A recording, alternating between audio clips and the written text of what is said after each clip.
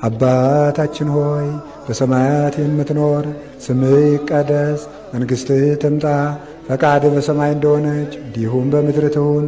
የዕለት እንጀራችን ስጠን ዛሬ፣ በደላችንንም ይቅር በለን እኛም የበደሉን ይቅር እንድን ዘንድ፣ አቤቱ ወደ ፈተና አታግባን ከክፉ ሁሉ አድነን እንጂ መንግሥት ያንተ ናትና፣ ኃይል፣ ክብር፣ ምስጋና ለዘላለሙ አሜን።